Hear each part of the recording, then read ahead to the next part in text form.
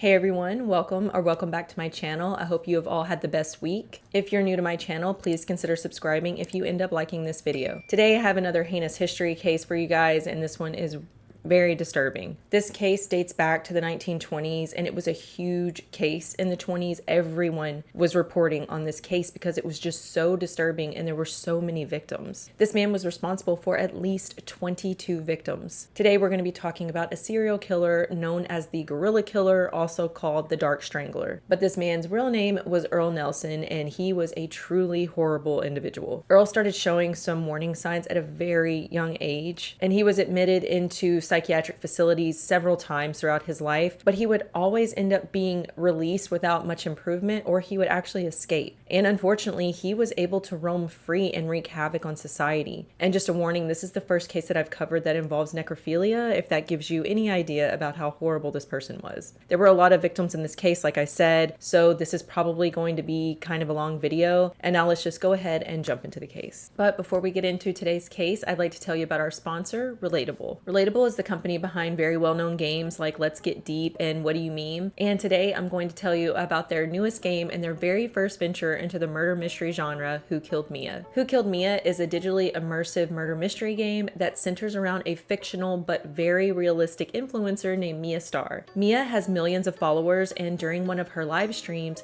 she's murdered by an unknown masked killer. And now it's up to you to figure out who did it. To help you unravel the mystery, you'll be given 3 boxes full of evidence, including interview transcripts, profiles of those closest to Mia, crime scene photos, and security camera footage. And like I mentioned earlier, this one is really unique because it's also a digitally immersive game as well. So you'll get to watch live action videos along the way that will help you to solve the case. And you'll also get to do really cool things like hack into Mia's phone. And you can play this game alone or with friends. I played with my friend Danica, who is also really into murder mystery style games. We meet up like once a week for coffee. And so last week I surprised her with this game, and we actually just spread everything out and we played right there at the coffee shop. We had a lot of fun playing this together. We were pretty laser focused, and it took us about an hour and a half to solve the mystery, which in my opinion is perfect. It's not too crazy long, so you can complete it in one sitting. It's a very hands-on game. It really gets your brain going. I appreciate a game that really makes you think. You know, there's just such a sense of accomplishment when you finally solve the puzzle. And Halloween is coming up. This would be the perfect game to play at like a Halloween party or something. You can have some drinks and solve a mystery with your friends. You guys know how much I love games, and this one has been a really fun, unique addition to my collection. And I know that my fellow true crime lovers will really enjoy this one as well. And if you use my code SUMMER when you check out, you'll receive 20% off when you purchase Who Killed Mia at relatable.com/Who Killed Mia. The game is also available at Target, Walmart, and Amazon. I really appreciate Relatable for sponsoring this video and allowing me to have a first look at Who Killed Mia. And now let's get back to the case.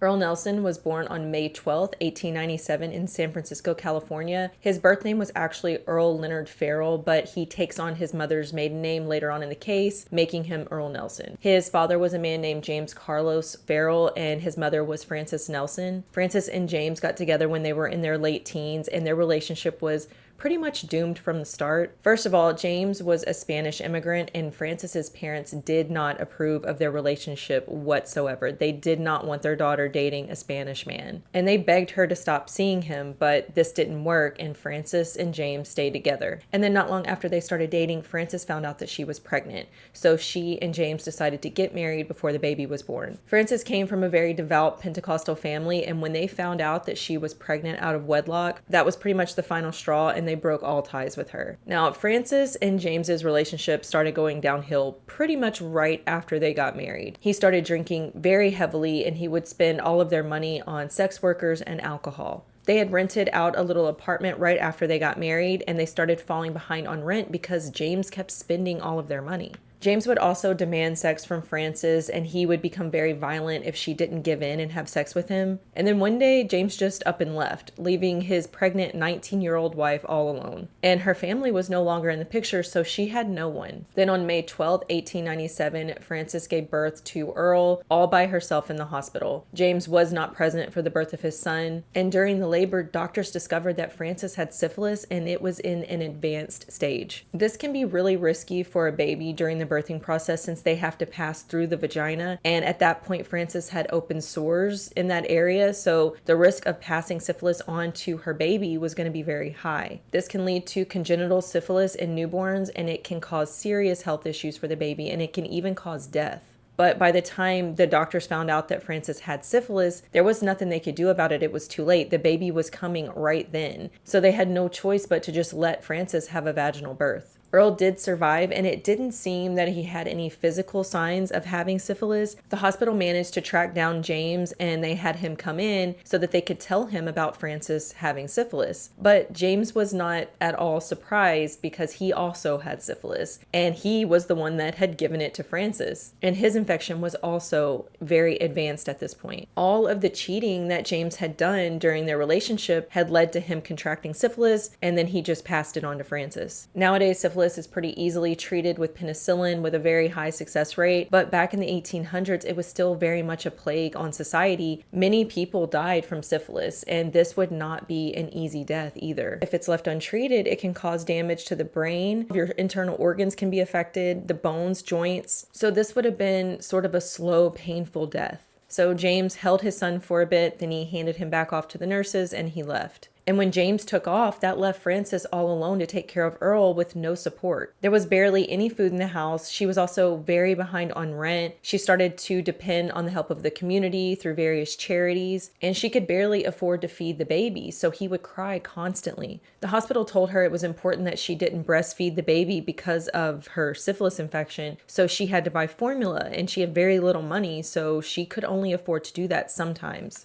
And she had also developed a pretty serious drinking problem of her own. So a lot of times, instead of taking care of her son, she would spend what little money she had on alcohol. Frances was also not a very affectionate mother either. She did not seem to have any sort of maternal instinct. And because of this, she didn't pay much attention to Earle. He was left in his crib alone most of the time. And he would cry because he was hungry and he would have no one to comfort him. This could have been just who Frances was as a person. It could have been postpartum depression, or maybe it was because she was so sick from having syphilis. The hospital did give her medicine to treat it, by the way, but it wasn't working and her infection was just way too far gone. At this point, her face was being eaten away by the infection. Her nose was apparently almost completely gone. She had sores on the palms of her hands and her feet, and she had a constant fever. And then one day when Earle was about 10 months old, the landlord heard him crying, and this crying went on and on. It didn't stop. And eventually the landlord decided to go check things out to see what was going on.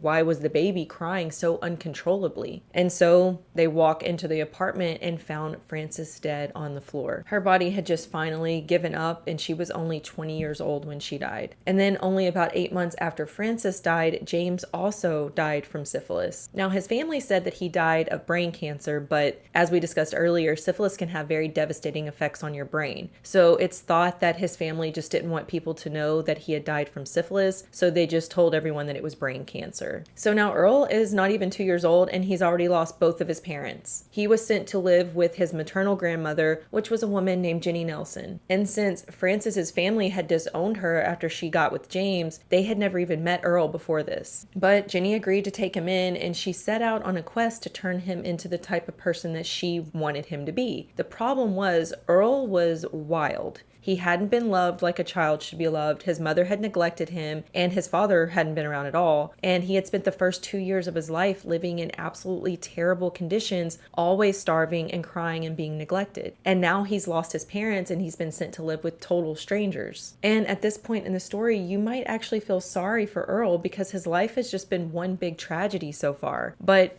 you will not feel bad for him for long because he becomes an absolute monster. Okay, so Earle is now living with his grandmother, Jenny, and Jenny is still pretty young at this point. She was probably in her late 40s, and Frances was one of her older children, but she still has two very young kids that are still living at home. She has a son named Willis, who is 8 years old, and a daughter named Lillian, who is 10 when Earle comes to live with them. Now, Earle was definitely getting more attention once he started living with Jenny, but it was not always the best attention. So, like I said, Frances's family were very devout Pentecostals and religion was the most important thing in their household. And Ginny was extremely strict and overbearing with the children, and she demanded perfection. The kids were typically not allowed to take part in fun things. Everything they did had to have a purpose. So if they were bored, they had to go read the Bible. They couldn't play outside like typical kids. If they wanted to go outside, they had to go do yard work. Ginny ran a very, very strict household, which is probably why Frances had rebelled when she got older. But Ginny ran into some difficulties with Earle when it came to all of these rules. Earle was developmentally delayed, and he couldn't do most of the typical things that a 2-year-old does. And kids, of course, develop at all different rates, and being a little delayed is usually no cause for concern. But there was just something off about Earle. As he got a little older, he started doing some pretty weird things. He would walk on all fours like an animal, making grunting noises. He would also lift furniture off the floor with his teeth. And when it was time to eat dinner, he would completely soak his food in olive oil, and then he would stick his face in his plate and eat his food like an animal. And as you can imagine, Ginny did not like this at all, and to punish Earle for behaving like that, she would physically abuse him. She would also constantly be reading the Bible to Earle, even at a very young age, so Earle could actually recite scriptures from memory before he could even read. And despite Ginny's best efforts, Earle got into a lot of trouble. He was even expelled from his elementary school, and his teacher said that he was psychotic. And as he grew up, religion became an even bigger part of his life, and he was obsessed with the book of Revelation. He would give sermons at school when he was only like 10 years old, and these sermons were described as fire and brimstone speeches, so this definitely made him stand out at school, but not in a good way. Then one day when Earle was maybe 10 or 11, he was riding his bike, and the wheel of his bike got caught in a streetcar track just as a streetcar was rounding the corner, and it hit Earle and knocked him to the ground. He started twitching and speaking incoherently, and it was discovered that he had a small hole in his temple. They picked him up and ran him inside the house, and he fell into a coma for 6 days. He was never seen by a doctor. He was never taken to the hospital. He was just left upstairs in a room for 6 days. So when he woke up, he was extremely dehydrated and he was covered in his own waste. So Ginny made him go outside in the front yard, and she hosed him down with freezing cold water. Earle was never the same after this. He had large gaps in his memory, and he suffered from severe headaches for the rest of his life. He also couldn't handle bright lights, and he started hanging out in the basement a lot because it was really dark down there. He also would have fainting spells several times a day, and he also started wetting the bed, which Ginny actually beat him for every single time. And to dull the pain from these blinding headaches, he started sneaking alcohol from wherever he could find it, and he started drinking very heavily. I'm not sure of his exact age at this point, but he's still very young, maybe 12 or 13. And this was also around the time that he started masturbating obsessively. It's said that Earle would masturbate multiple times a day, every single day. And Ginny caught on that he was doing this, and she wasn't happy at all because in her eyes, this was a sin. And so she started trying to catch him in the act. So she would burst into his room constantly, and she would also spy on him. We haven't talked too much about the other 2 kids in the house, but Lillian at this point is like 17 or 18. And one night, Ginny saw Earle just standing in the dark hallway outside of Lillian's bedroom. He was just standing there staring. So Ginny just stood as still as she could, just watching him, waiting to see what he was going to do, but he just stood there. Then after a while, Ginny shifted her weight and caused a sound on the floor, and as soon as Earle realized that Ginny was watching him, he got down on all fours and ran off. Then when Ginny approached Lillian's room, she realized that Earle had been watching her daughter change into her night clothes. And Ginny started to think that when Earle had the accident, the streetcar hit him so hard that God had been knocked out of him and a demon had crawled inside of him. Earle started spending a lot of time in the basement, and he also started hearing voices, and he would respond to these voices as well, and he would always respond with scripture. That was one thing that never changed about Earle throughout his entire life. He was still obsessed with the Bible, but specifically the book of Revelation. Then when Earle was about 14 years old, Ginny started to notice that her bedroom door would always be slightly open when she would wake up in the morning. She knew that she closed it completely the night before, but every morning she would wake up and it would be cracked open. And she became convinced that Earle was creeping into her bedroom at night and watching her sleep and potentially masturbating. So she started locking the doors to her bedroom at night, and she would also lock the bathroom door when she would take a bath. And one day she went to the bathroom, she locked the door, and she got her bath ready. But when she went to step inside the bathtub, she slipped and fell into the water. She sat in freezing cold water for hours before anyone found her, and this caused Jenny to develop pneumonia, and she died.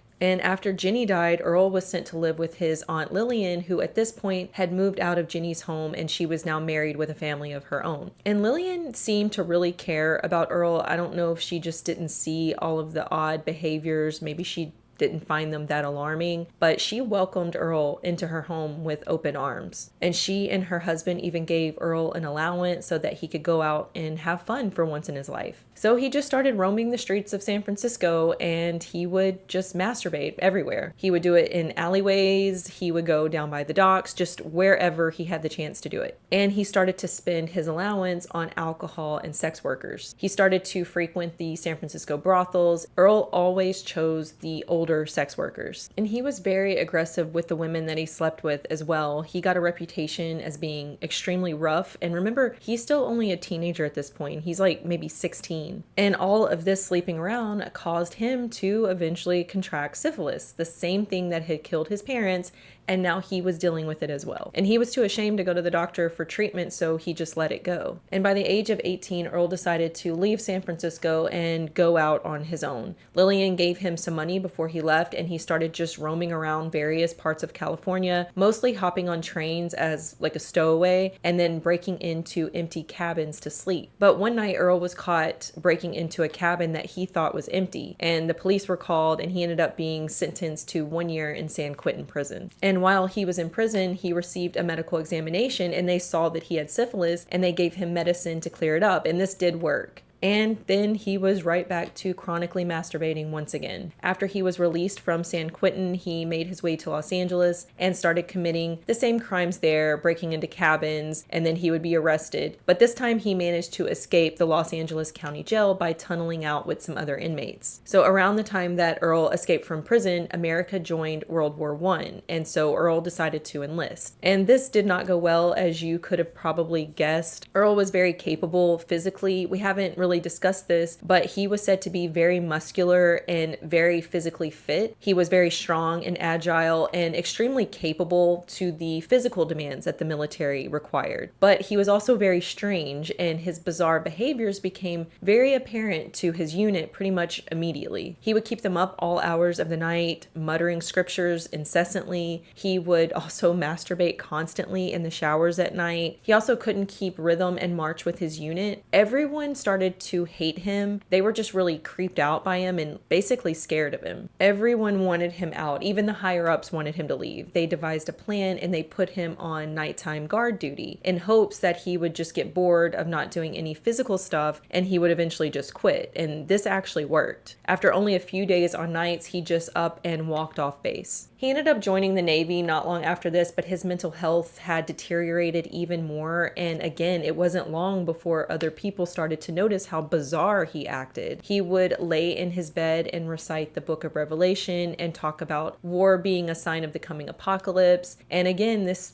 started to creep everyone out. But this time, the Navy actually had him committed to a mental health facility called Napa State Mental Hospital. But Earle managed to escape the psychiatric hospital not once, not twice, but 3 times. And on the 3rd time, they didn't even try to find him. They officially just discharged him from the Navy and from the hospital, and they wrote in his records that he was not dangerous and he had very much improved, neither of which was true. After this, Earle eventually reconnected with his Aunt Lillian, and he moved back in with her, and she helped him get back on his feet and find a job working as a custodian in a hospital. And he started to go by a different name at this point because he thought maybe the Army or, potentially Los Angeles County might be looking for him since he had escaped from prison. So when he applied at the hospital, he went by the name of Evan Fuller. I'm just going to continue to call him Earle though, just so it doesn't get confusing. So while Earle is working as a custodian in this hospital, he meets a woman who would soon become his wife. A 58-year-old woman named Mary Martin caught his eye. And we know that Earle really likes older women, so Mary was perfect for him. Mary worked in like an administration position at the hospital, and before they started dating, Earle would just stand outside of her workspace and just stare at her.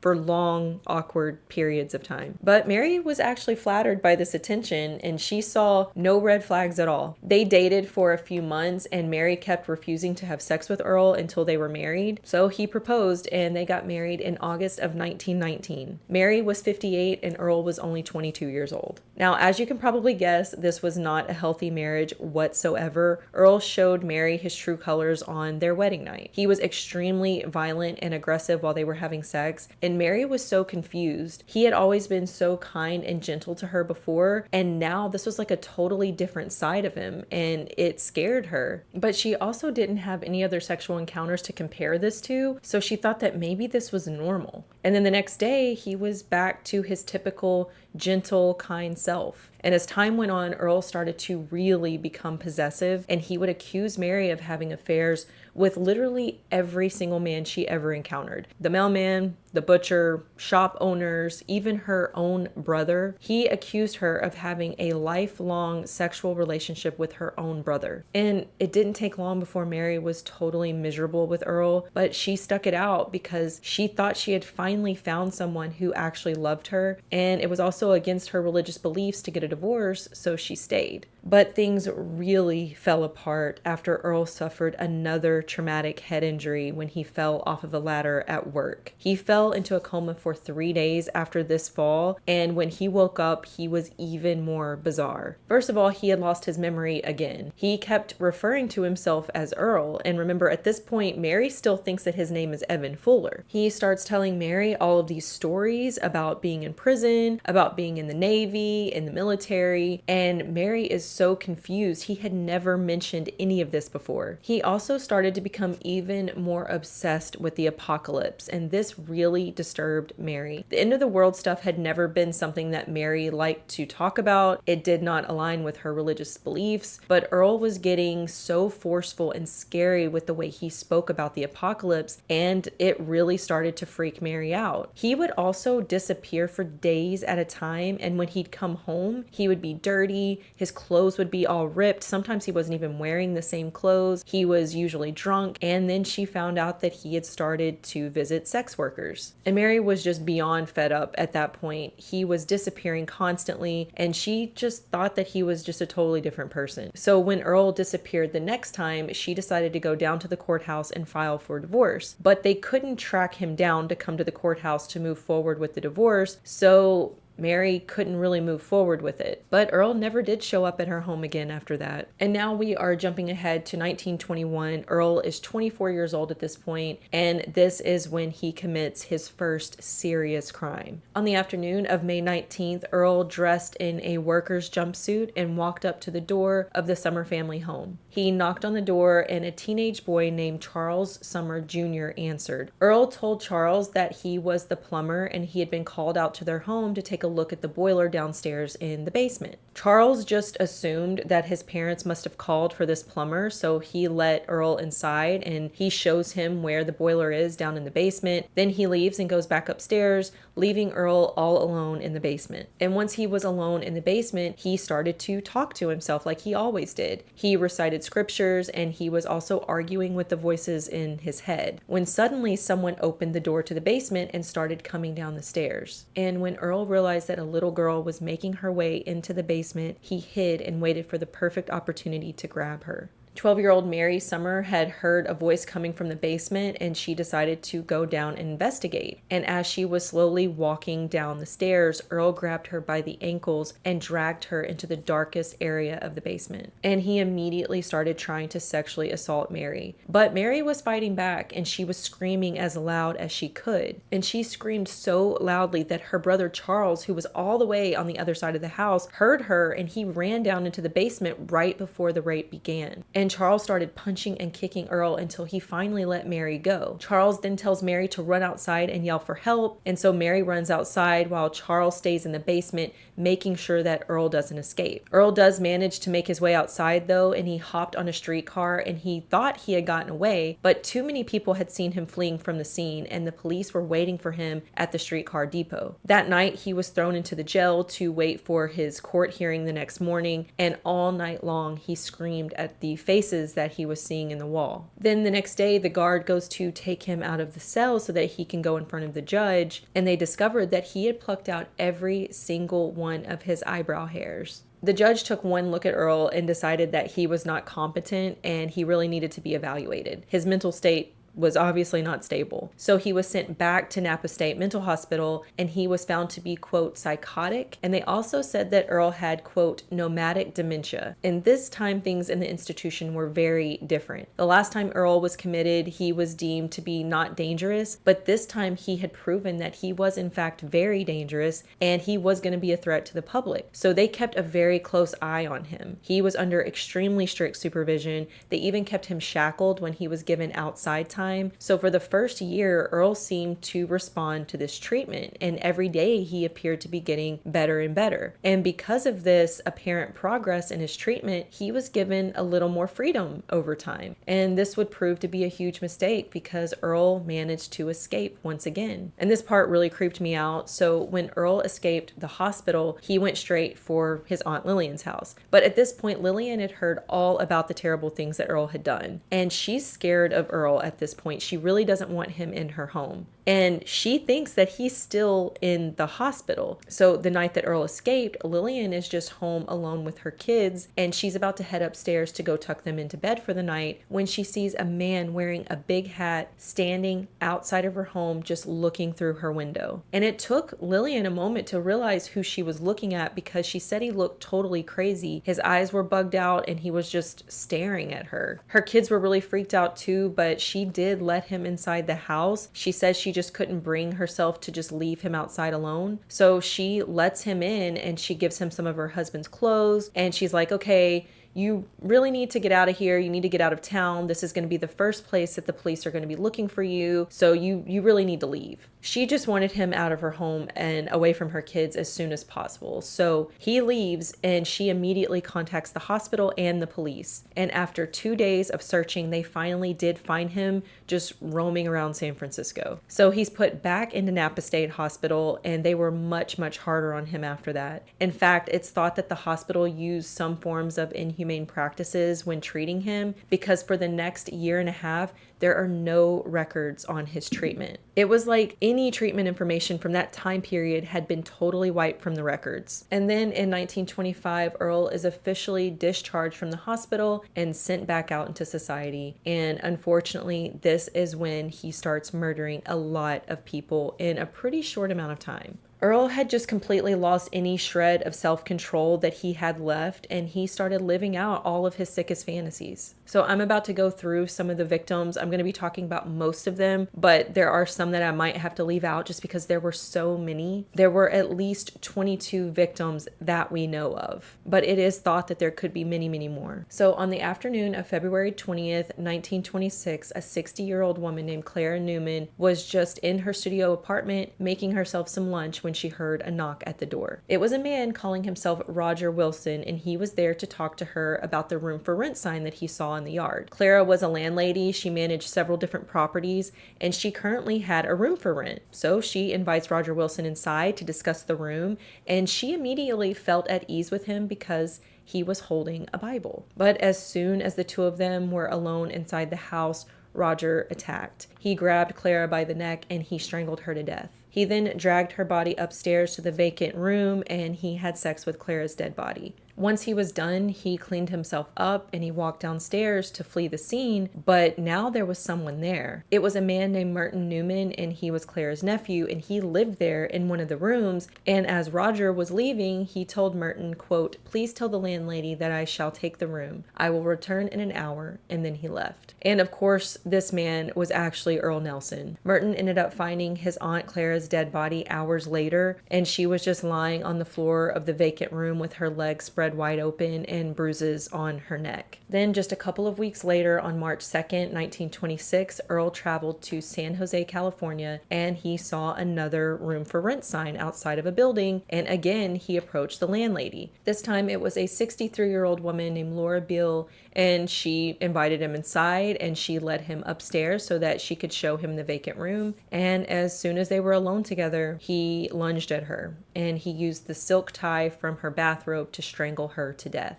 And Earle strangled Laura so hard and so aggressively that the silk tie started to cut into her skin and caused her to bleed.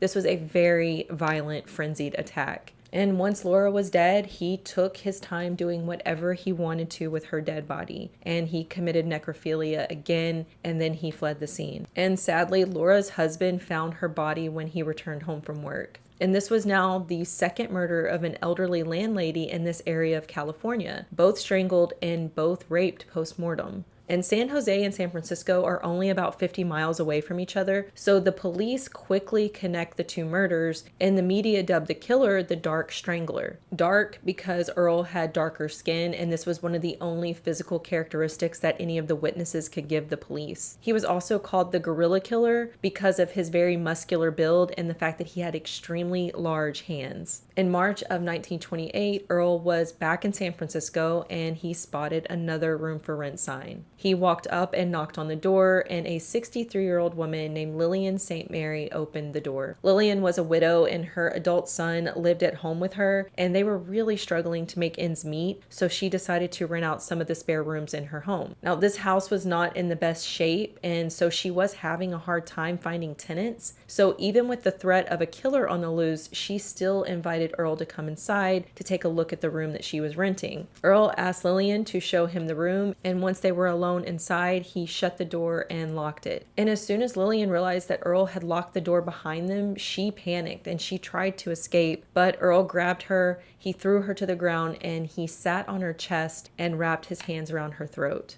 And again, Earle choked the life out of another elderly victim. And as he did this, he watched as Lillian's eyes bulged out of her head and her breath slowed until her heart stopped. Then he carefully lifted her body up and laid her down on the bed, and he had sex with her dead body over and over again. Then, once he was done, he just calmly walked right out of the front door. Lillian's body was later discovered by one of her tenants. And Earle has now officially become a serial killer, and he had no plans of stopping anytime soon. The paper started to report on the murders even more, and the San Francisco area was in a full-blown panic at this point. And police were warning women not to show any rooms for rent to anyone, even if they didn't resemble the description of the strangler. And all of this coverage made Earle decide that he should probably move on to a different area of California just to lessen the risk of getting caught. So he decides on Santa Barbara, which is about 300 miles away from San Francisco. And there he stumbled upon another room for rent.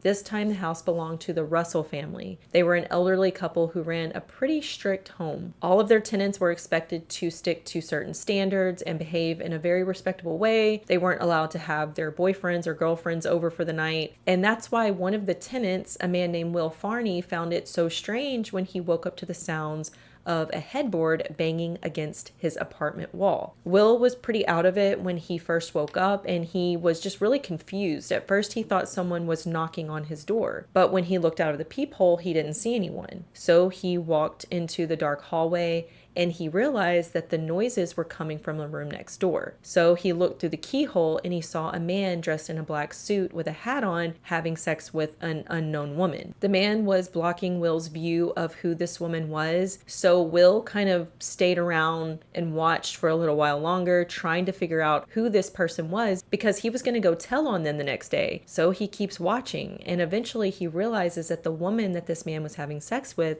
was none other than the very strict landlady, Ollie Russell. Will went back to his room and contemplated what to do. Like, should he go find Ollie's husband and tell him what he had just seen? Or should he just wait until in the morning and question Ollie about it later? He decided to just stay in his room and wait for the banging noises to stop. And after a very long time, they did finally stop. And Will listened as footsteps went down the hall right outside of his door and then disappeared out of the house. Once Will was sure that the man had left the house, he crept outside of his room and went back to the room next door, and he tried to open up the door, but it was locked. So he again looked into the keyhole, and that's when he realized that Ollie Russell was still on the bed, and she was just laying there motionless, and he could see red all over the bed. Will realized that something was really wrong here, so he ran to go find Ollie's husband because he had a key that could open up the door. And when they finally got the door open and went inside, they found Ollie dead on the bed. And I forgot to mention mentioned this earlier, but when Earle was having sex with the corpses, he would quietly recite scriptures through the whole thing, just to add an extra layer of creepy to the story. And Earle just committed the same pattern of strangling elderly women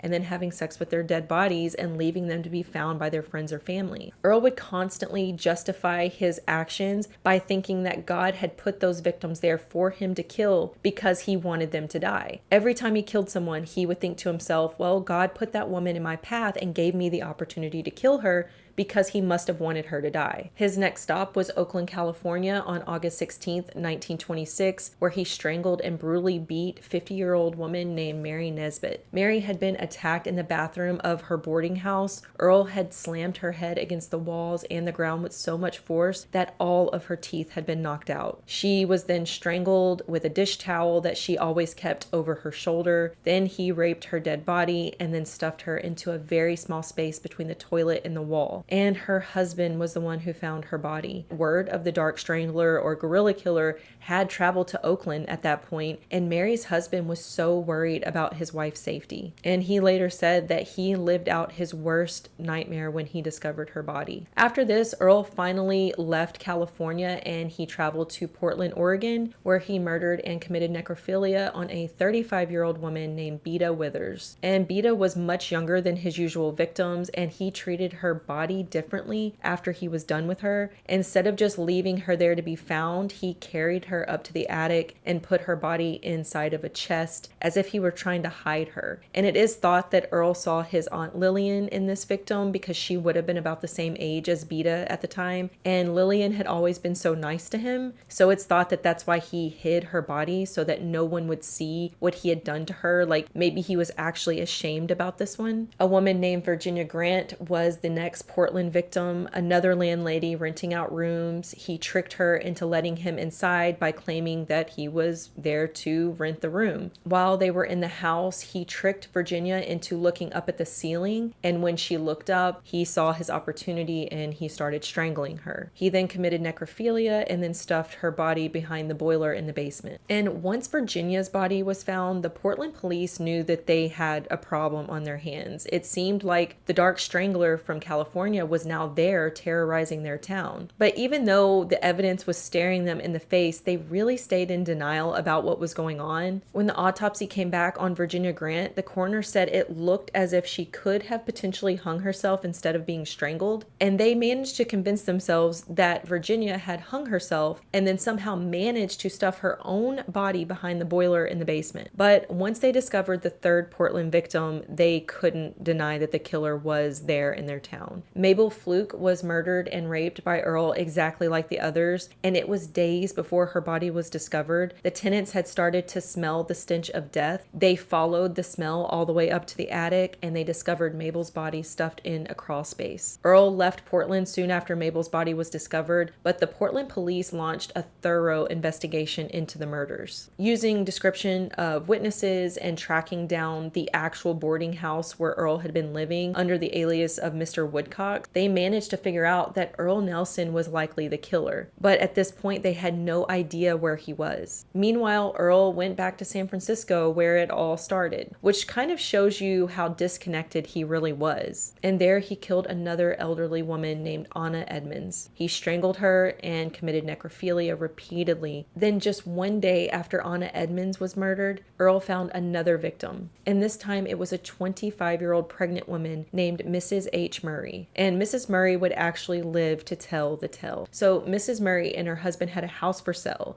and the day before they had received a telegram from a man wanting to look at the house. Mrs. Murray met the man at the house, and she would later say that he was quiet and very polite, and he seemed very interested in the style and architecture of the house. And she said she saw absolutely no red flags at all. Then the man requested to go down into the basement to look at the boiler. He told her that he wanted to make sure that the boiler would be able to keep him warm during the winter. But like I mentioned earlier, Mrs. Murray was heavily pregnant, and so she told the man that, she's sorry, but there's no way she could make it down the stairs. So then Earle had to go to plan B. He tricked her into looking up at the ceiling, and when she looked up, he grabbed her neck and started strangling her. Mrs. Murray was struggling and she was fighting back, and she was pleading with him to let her live for her unborn son's sake. And this actually worked. Earle let go of her neck and he fled the scene. And Mrs. Murray went straight to the police with her story, and she gave them an even more detailed account of what the attacker looked like. And after this, there was no doubt that they were looking for Earle Nelson. But Earle was on the move again, murdering a woman named Florence Monk in Seattle, Washington, and then stuffing her body behind the boiler. He then made his way back to Portland and killed a 40-year-old woman named Blanche Myers. He strangled Blanche and then committed necrophilia. He then headed to Iowa and killed a 41-year-old recently released psychiatric patient named Almira Breward. Almira had been in the psychiatric hospital following a breakdown after her marriage fell apart, and she hadn't really heard much about the Dark Strangler. She didn't have access to newspapers while she was in the hospital, so when Earle came knocking on her door looking for a room to rent,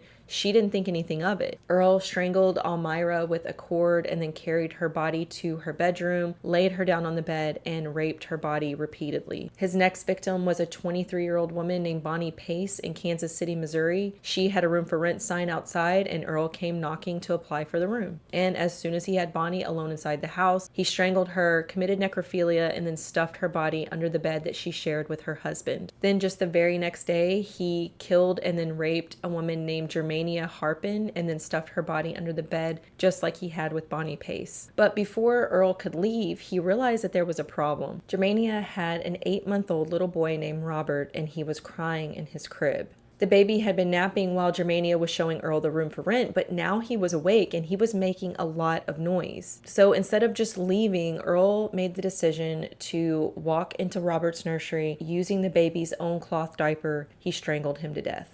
At this point, Earle started making his way east, taking victims as he went. In April of 1927, he traveled to Philadelphia, Pennsylvania, where he strangled, then raped the dead body of Mary McDonnell. He then made his way to Buffalo, New York, where he murdered and then raped Jenny Randolph. Jenny had lost her son, and she was in a pretty deep depression. Her brother Gideon had come to live with her to try to help her work through her grief. And in an attempt to help his sister heal from her grief, he suggested that she rent out her son's old bedroom. It would help to bring money in the house, and it might get her mind off her son. And it took some convincing, but Jenny finally agreed. And Earle Nelson, of all people, answered the ad in the paper that Gideon had printed. He came to the house and said that his name was Charles Harrison, and he was a painter from New York, and he was really interested in the room. Now, when he showed up to see the room, he wasn't expecting Gideon to be there. He was hoping it would just be Jenny. Earle knew that he couldn't attack Jenny, so he would have to come back later. So he told them that he wasn't sure that he wanted the room just yet, and he would have to think about it. Then just a few days later, Gideon came home and found Jenny murdered and raped and stuffed under the bed. And this completely destroyed Gideon. He felt totally responsible for his sister's murder. It had been his idea to rent out the room, and it had been him who had put the ad in the paper. So not long after Jenny's murder, Gideon took his own life by shooting himself in the head. After this, Earle made his way to Detroit, Michigan, where he killed 2 women in one boarding house. The owner was a woman named Fannie Mae, and she was 60 years old, and her longtime tenant, Maureen Oswald Athery. They were both strangled by Earle, and then their dead bodies were raped. He killed Fannie Mae first, and then Maureen walked in on him while he was having sex with her corpse, so he turned his attention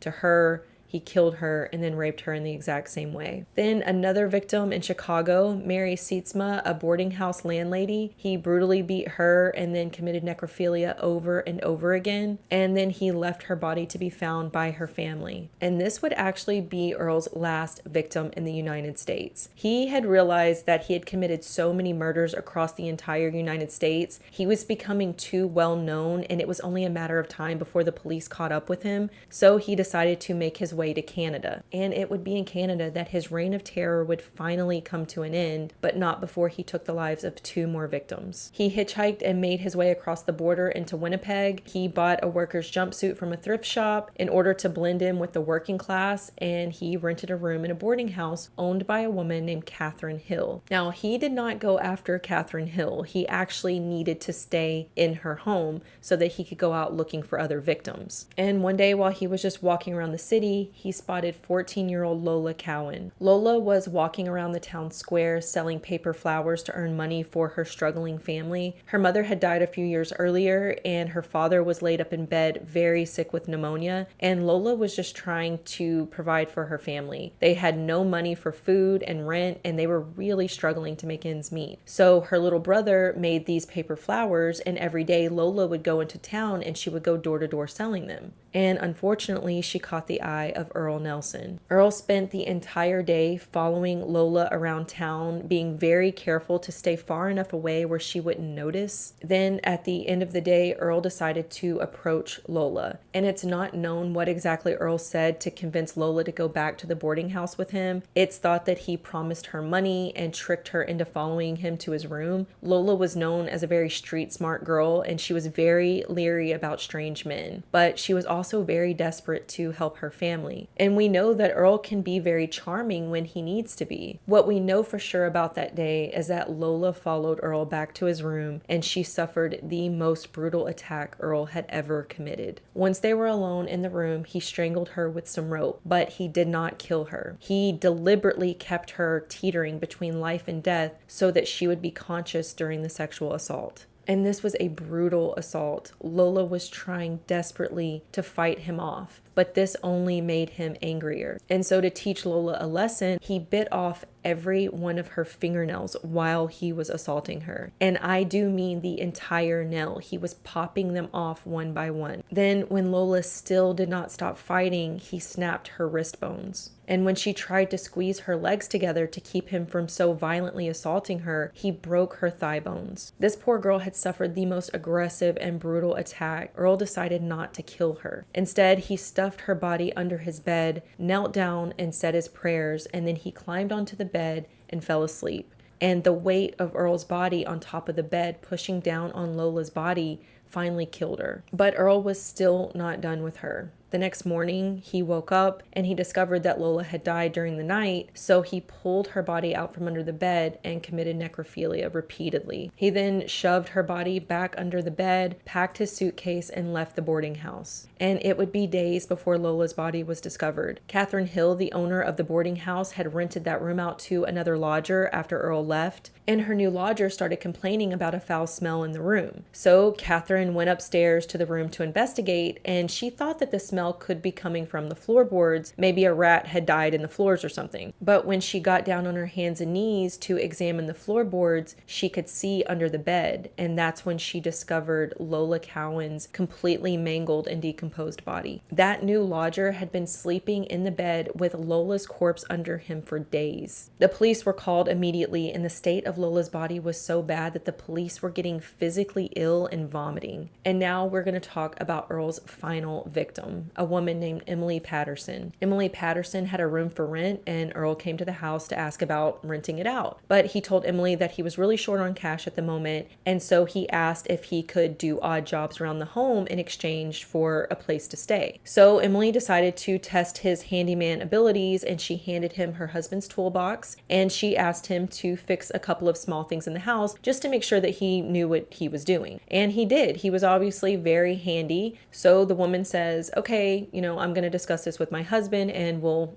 be in touch. Earle thanks her and then he turns to leave, but instead of walking out of the house, he grabbed a hammer and he hit her over the head with it. He then hit her repeatedly with the hammer and then strangled her to death. When her husband got home from work, he couldn't find Emily anywhere. They had two very young kids who were actually in the home alone, and he had no clue where his wife was. I'm guessing Earle didn't know that these kids were there when he killed Emily. And Emily's husband knew that something terrible must have happened to his wife. This was completely out of character for her. She would never just leave the children home alone. So he reported his wife missing to the police, and he asked some friends to come over, and they searched the house from top to bottom, but they couldn't find any trace of her. But Mr. Patterson knew that he needed to focus on his children in that moment. He needed to take care of them. So he got them fed and put them to bed. And while he was tucking his son into his bed, he noticed blood on the floor. So he reluctantly knelt down and looked under the bed. And there he found the body of his wife. Her mangled body had just been shoved under her son's bed. And once the police found out about this murder and the murder of Lola Cowan, they knew that the Dark Strangler was now there in Canada. And they set out on an aggressive aggressive campaign to take him down before he could do any more damage. They started questioning lots of people in the area, and they managed to find out where Earle got his hair cut. And his barber said that he had scabs and cuts all over his scalp, and he got really weird when the barber asked him about it. Earle had also stolen several items from various victims and pawned them off, so there were certain items at these pawn shops that were connected to him as well. He took a suit from his last victim's home, Emily Patterson, and they knew that he was now wearing this suit because he'd left the jumpsuit stuffed under the bed with Emily Patterson's body. So they printed in the paper a detailed description of the clothing that he was likely wearing, and a $1,500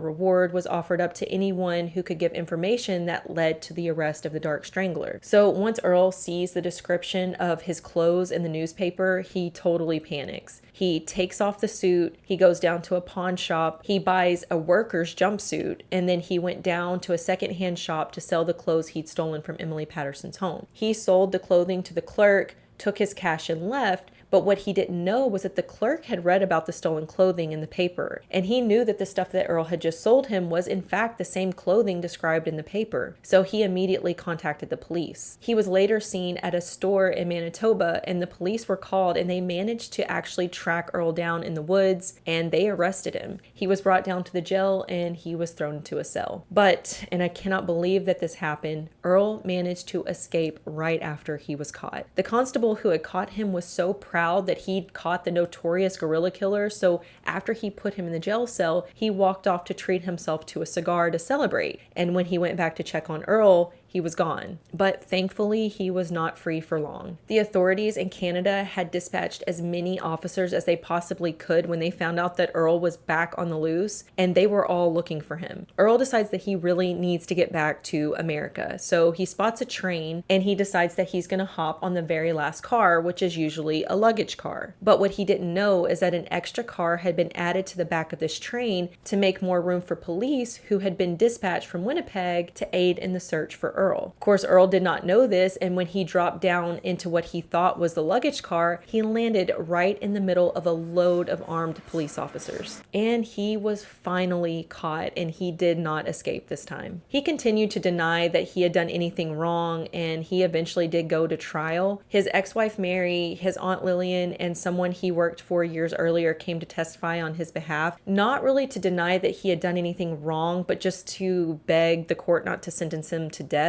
But it only took the jury 30 minutes to come back with a guilty verdict, and Earle was to be executed by hanging. Earle spent what little time he had left reciting the book of Revelation from memory before the guards came to get him from his cell to take him to the gallows. And on January 13th, 1928, Earle Nelson was put to death by hanging, and when the floor dropped from under his feet, his neck immediately snapped and he died instantly. This case was a media sensation for years. People were fascinated by Earle Nelson and what made him tick. Alfred Hitchcock even made a movie based on this case called Shadow of a Doubt, and Earle became known as America's first serial sex murderer, and that was the case of the truly disturbing serial killer Earle Nelson. I know that was a lot of information. There were so many victims involved in this case. Thank you so much if you made it to the end. Don't forget to check out Relatable's new game, Who Killed Mia, and also don't forget to subscribe to my channel if you find this type of content interesting. You can also follow me on Instagram at summer_SanchezYT.